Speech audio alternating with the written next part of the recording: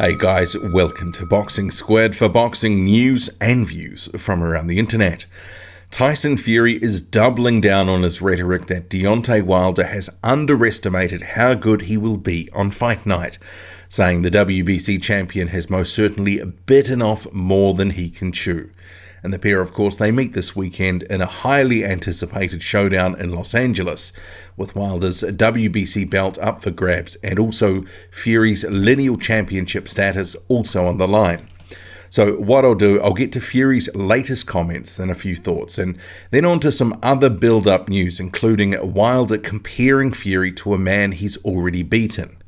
Seems to be he's mentally preparing himself by saying Fury is nowhere near as good as Luis Ortiz. He's already beaten Ortiz, so he thinks he can beat Fury. And also we'll get to some thoughts from Ricky Hatton, who will be in Fury's corner on fight night. A bit to get through, so let's crack into it. Buckle in. Let's go. First off, Tyson Fury thinks complacency will be a factor for Deontay Wilder, telling the Mirror Deontay has been at home, making love to his wife and having nice dinners. I've been living in a hole on my own. He's been playing with his kids and having them jump all over him.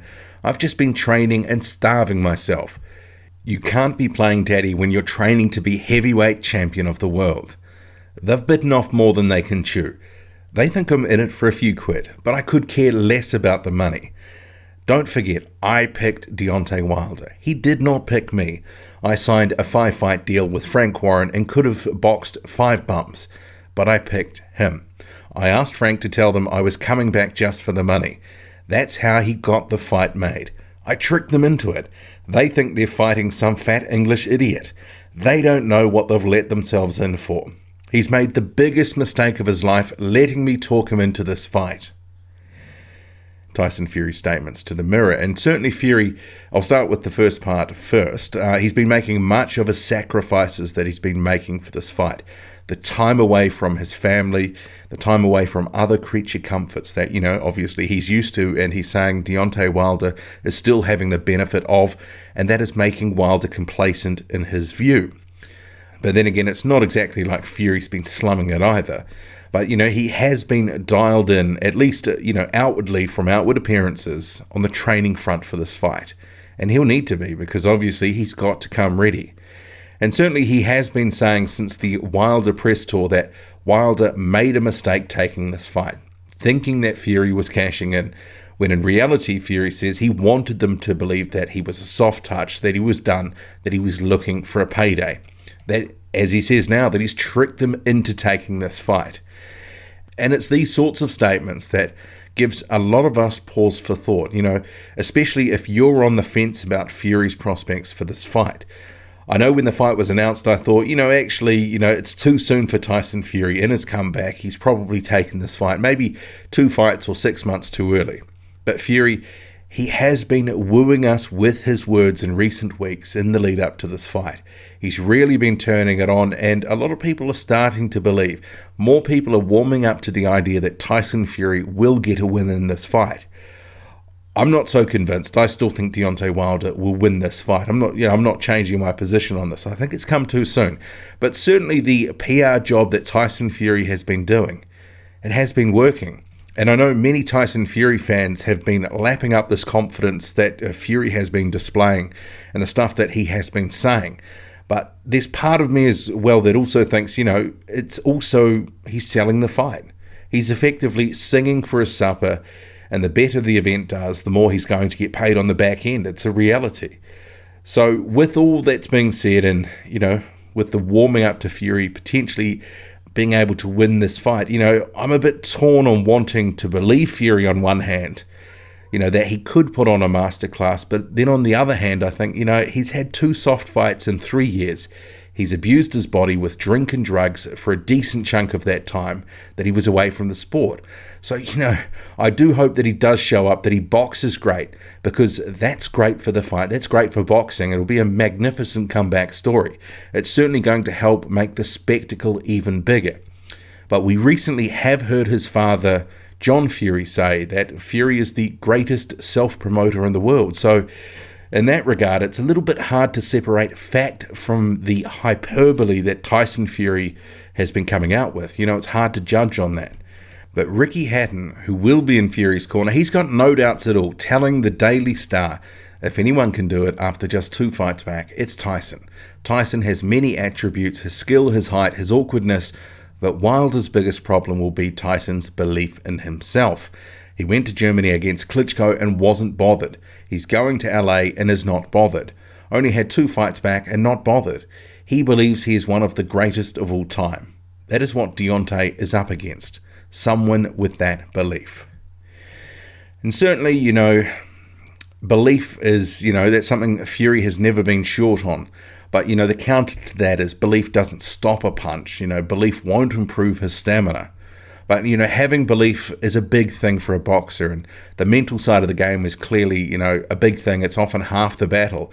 If you can mentally prepare yourself for a fight, you can often go in there and perform and do your job. So if Fury has done the work, the base work, the fitness, he's in the proper shape that he should be, he comes in near his best, he puts himself in a much better position. And then obviously, with the belief, then he can put on a good show. Well, let's hope so. But on to some comments from Deontay Wilder that he's made regarding Fury and his former opponent, Luis Ortiz. He's compared the two, telling the Press Association Sport, Ortiz is more experienced. He's been fighting just as long as Fury, if not longer. He's definitely got way more amateur experience. The Cubans, that's what they do.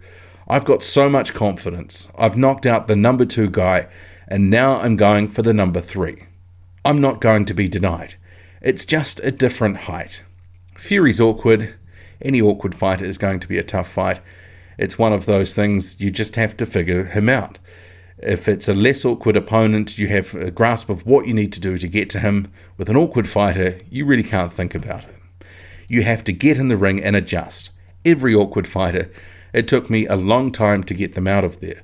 This fight has been manifesting for 5 or 6 years.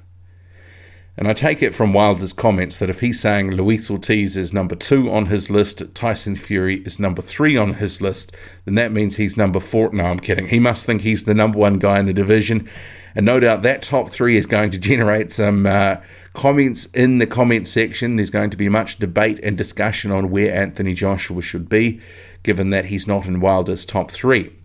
But with these statements, Wilder is giving us a glimpse of how he is mentally preparing himself for this fight. Because he's previously beaten a guy considered to be one of the best technicians in the division, so he believes he can do it again. But not only that, Wilder believes he's working down the rankings as he has Fury behind Ortiz on his depth chart. And we can certainly all debate about whether Luis Ortiz is really number 2, if he's better than Fury, but in this example it's kind of irrelevant because Wilder believes it. He's convinced himself of it, and he's drawing confidence from his own statements. And that Fury's technical ability, it's not the problem to overcome, rather his awkwardness. But you can clearly see, he doesn't believe that's going to be an issue, that he will overcome it, he will triumph in this fight. But certainly it's interesting stuff for sure, and it goes back to that, what fighters and trainers often say, that boxers, to get themselves up for a fight, they will convince themselves of things to give themselves an edge, to mentally prepare themselves for a fight. And also, just a little bit of news about fight night, the Chavez Jr. and Angulo fight, which was to be at the Staples Center but broadcast on the Stevenson and Vodcek card immediately prior to the Wilder Fury coverage beginning. It's been cancelled. So Chavez Sr., he's pulled the pin on it. He's not convinced that his son was ready for a return to the ring. So in its place of that fight, Julian J-Rock Williams, he will take on Javier Francisco Castro in a 10-rounder, and Angulo, he will still feature on the undercard in some form. That's it from me. Drop a comment, loud and often. Hit like, hit subscribe, follow me on Twitter, boxing_squared.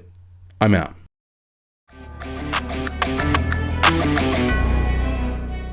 If you want even more boxing content, come and join me on Patreon.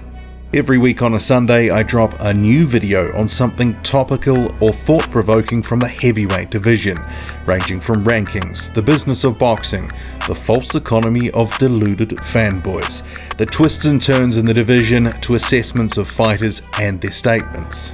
I hope to see you there, and for more information go to patreon.com patreon.com/boxing squared. The address is on screen now.